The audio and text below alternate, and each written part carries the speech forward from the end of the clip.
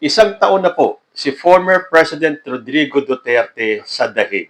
Kaya kaisa po ako ng majority ng mga Pilipino na bumabati ng happy anniversary sa ating dating presidente. Uy, naalala nyo yung pagbati ni Harry Roque kay Laila de Lima dati? Happy anniversary on your first year of detention. May you spend the rest of your life in jail. Good night. Goodbye. Very ironic, di ba? Si Laila de Lima, hindi po nag-rot in jail. Pero si dating Pangulong Rodrigo Duterte, andun yung posibilidad, malaking possibility that he will rot in jail. So parang yung statement ni Harry Roque kay Laila de Lima ay mukhang magkakatotoo dito kay former president. At kung marami po ang nagbubunyi at umabot na ng unang anibersaryo si Digong sa ICC, meron din naman pong nalulungkot. Siyempre, ibigay na natin sa mga DDS yan. Yan talaga namang malungkot para sa kanila. In fact, sabi nga ni Senator Bongo, isang taon na ang nakalilipas mula nang masaksihan natin ang isa sa pinakamalungkot na yugto sa ating kasaysayan. Well, para sa inyong mga DDS, yes, ibibigay na po namin sa inyo yan. Meron po kayong karapatan maging malungkot. At yan po ay sa kasaysayan lang ng mga DDS o ng mga Duterte. Dahil para sa amin na mas nagbunyi at nagwakas na ang kasamaan ng isang Rodrigo Duterte, yan po ay independence mula sa isang yugto ng ating bansa. 6 na taon ang dinanas natin na kasinungalingan sa ilalim ng Duterte administration. Yan pong war on drugs ay isang malaking kasinungalingan. Dahil kung sinasabi ni Digong, nasusugpuin niya ang problema sa droga in 3 to 6 months, yung pala iba ang nasugpo. Daan-daang buhay ng mga Pilipino ang nawala dahil po dyan sa kanyang war on drugs. War on drugs na hindi uso ang due process. Papagbintangan ka lang, walang palipaliwanag, hindi nahihingin ang side mo o paliwanag mo, boom! Tapos ang buhay mo. Nasabi nga ni Representative Paulo Duterte, March 11 is not just a date. It is a reminder of loyalty repaid with betrayal, of service answered with persecution. Ano kayang ibig sabihin ni Paulo rito? A reminder of loyalty repaid with betrayal. Lagi nilang sinasabi kasi na kung hindi dahil kay Digong, hindi mapapalibing si Apo Lakay na isa pong kasinungalingan. Dahil nagkataon lang na si Duterte ang presidente noon. Pero may desisyon na po ang Supreme Court na may karapatang ilibing si Apo Lakay sa libingan ng mga bayani. At kung hindi man pinalibing ni Digong si Apo Lakay, yung mga susunod na presidente, pwede pong gawin yan. So kung sinasabi ni Bongo na saddest day daw yan sa kasaysayan, well again, sinasabi ko sa kasaysayan ng mga Duterte, siguro kaya naging saddest day dahil natapos na ang maliligayang araw ng mga DDS, ng mga mapansamantalang tao na ngayon ay inuusig na ng batas. Sabi naman ni Vice President Sara Duterte, ang naganap na extraordinary rendition o kidnapping kay dating Pangulong Rodrigo Duterte ay isang seryosong paalala na ang batas ay hindi dapat ginagamit bilang sandata para sa politika o personal na interes. Yan ang sinasabi ko sa inyo. Paulit-ulit nilang sinasabi sa taong bayan na kinidnap si Rodrigo Duterte. Dahil meron po tayong kasabihan na kapag ang isang kasinungalingan ay paulit-ulit na binibigkas, ito ay nagmimisto lang katotohanan. At yan ang ginagawa ng mga Duterte at ng mga DDS. Ang isang kasinungalingan, uulit at uulit at uulitin nila para tumatak sa taong bayan na ito ay totoo. Tulad na lang, yung bangag issue na yan ni President Bongbong Marcos. Simula pa lang ng kampanya, pinalaganap na ni Digong yung kasinungalingan at intriga na meron tayong presidente na bangag at gumagamit ng cocaine. So ngayon, ang daming mga DDS ang naniniwala kahit na wala silang maipakitang kahit na isang ebidensya na totoo yung mga binibintang nila. Sasabihin nila, nagsalita na nga si Amy Marcos. Bakit? Naglabas ba si Amy Marcos ng kahit na isang ebidensya, yung konkretong ebidensya na si President Bongbong Marcos ay nagko-cocaine o nag-a-addict? Hindi ba wala? Puro dakdak lang din siya. So kahit na sa korte yan umabot at kahit na sabihing si Amy ay kapatid ni Bongbong Marcos, hindi po yan tatayo sa korte. Hindi po pwedeng puro salita lang, puro akusasyon lang, puro pagbibintang lang ng wala namang kaakibat na ebidensya. Kung hindi ang lasunin ang taong bayan na totoong adik si Bongbong Marcos. Ngayon, marami na po sa atin ang gising sa katotohanan at alam natin kung ano ang motibo ng mga DDS at ng kampo ng mga Duterte ang pabagsakin si President Bongbong Marcos at iyo po si Sara Duterte. Hindi makapaghintay.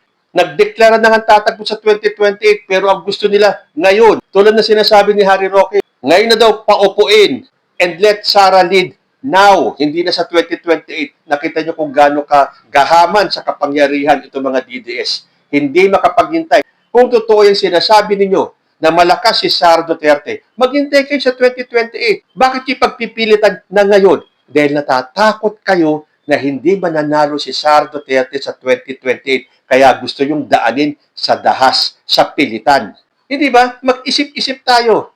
Napakasimple po. Kaya gusto nila ng ngayon na agawin ng pwesto kay President Bongbong Marcos dahil alam nila na wala silang chance manalo sa 2028. O konti na lang po ang bulag.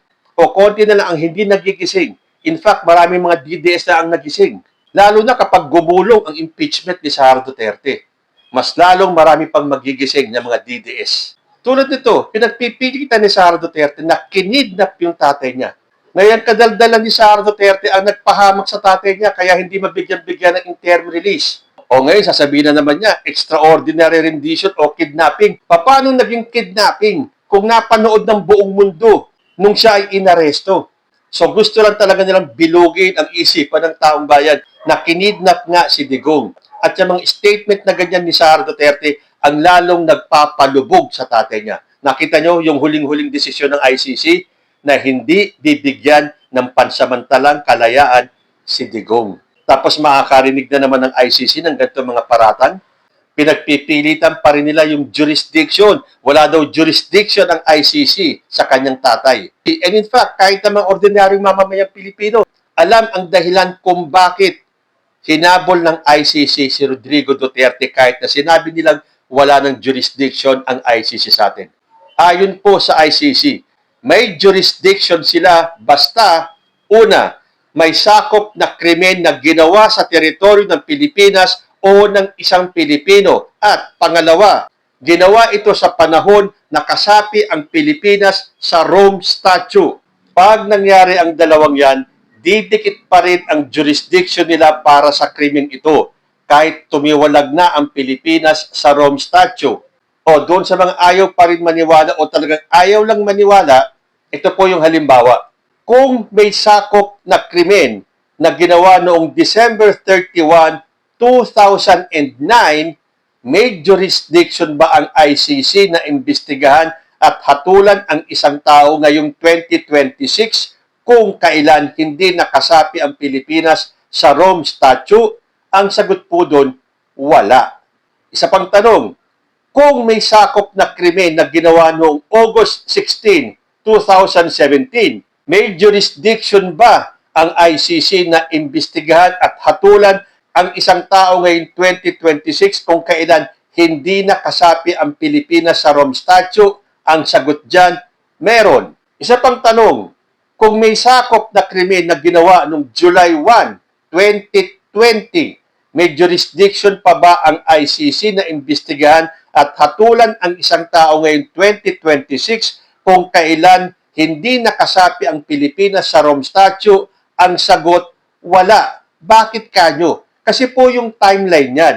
Kasapi ang Pilipinas sa Rome Statute mula November 1, 2011 hanggang March 17, 2019. Kaya doon sa unang tanong, 2009, kung sakop ba ng ICC yun? Hindi pa. Kasi nag-umpisa tayo maging miyembro ng ICC November 1, 2011 at 2009 nangyari isang krimen. Ngayon, doon sa pangalawa, August 16, 2017. So may jurisdiction ng ICC dahil March 17, 2019 tayo kumawala sa ICC. Doon sa pangatlo, July 1, 2020, sakop pa ba ng ICC? Hindi na. In fact, hindi na dapat pinagtatalunan nito eh. Napakasimple. Ang hinahabol ng ICC ay yung tayo ay miyembro pa ng ICC. At yan ay mula November 1, 2011 hanggang March 17, 2019. Ganun lang po kasimple ang paliwanag doon. Pinagugulo lang ng kampo ng mga Duterte. So kanina po, dalawang klase ng misa ang nangyari. Yung pamisa ng mga Duterte at yung pamisa ng mga biktima ng EJK. Pero ito nabasa ko kay Jesus Francis. Sara Duterte and DDS going to Mass to pray for Duterte is one of the biggest contradictions in life. The man who called God stupid, cursed the Pope, and violated thou shalt not kill more than 30,000 times is a man that no amount of prayers will save. I agree with Jesus Francis. Itong mga nagdarasal ngayon na mapauwi na daw sana si Digong, ay ito rin ang mga taong tumawa nung tinawag ni Digong ang ating Diyos ng stupid God. So sa tingin ninyo, dalawang misa, yung isa hinihiling sa Diyos na pakawalan si Rodrigo Duterte at yung isa humihiling sa Diyos na bigyan ng katarungan yung mga naging biktima ng EJK. Sa tingin ninyo, sino ang sasagutin ng Panginoon Diyos? Sa bagay, para sa akin, sasagutin pareho. Yung isa nga lang, hindi. Yung isa, oo. At doon sa sinasabi ni Sara Duterte na hindi huhupa yung galit hanggat hindi maibalik dito sa Pilipinas si dating Pangulong Rodrigo Duterte, tell that to the ex-Marine Sara Duterte. Then ano sinasabi mong hindi huhupa ang galit? Kung talagang hindi huhupa ang galit, sana noong pa, nung inaaresto si Digong, nagtawag na sana kayo ng inyong mga supporters, paligiran ninyo kung nasaan si Duterte noon. Mag-people power kayo para hindi makidnap si Rodrigo Duterte. Nagawa nyo ba? Hindi. Dahil yung sinasabi mong galit ang tao, oo, galit ang tao sa mga ginawa ni Rodrigo Duterte. At kung talagang galit ang mga tao, hindi na sana umabot ng ilang beses kayo nag-attempt mag-rally para pabagsakin si President Bongbong Marcos. Dahil dapat nung unang attempt nyo pa lang ng people power, natanggal nyo na si Bongbong Marcos sa pagka-presidente. Hindi eh. Ilang attempt pa kaya ang gagawin niyo? Malapit na ang 2028 kung saan matatapos na ang termino ni President Bongbong Marcos, siya pa rin ang presidente. So, yung sinasabi mong hindi huhupa ang galit ng taong bayan hanggat hindi napapauwi si Rodrigo Duterte, abay, high blood din na kayong lahat. May stroke kayo, atakehin kayo sa puso sa galit, pero tulad ng sinabi ni Harry Roque kay Laila de Lima, I hope you rot in jail. Hindi pala para kay Laila de Lima yon, para pala yon kay Rodrigo Duterte. Kayo po, ano ang masasabi ninyo? Sino sa tingin ninyo ang pakikinggan ng Diyos? Yung misa para mapauwi si Rodrigo Duterte o yung misa para mabigyan ng katarungan yung mga naging biktima ng EJK? Comment lang po down below and I will see you in my next video. Diyos ti agnin.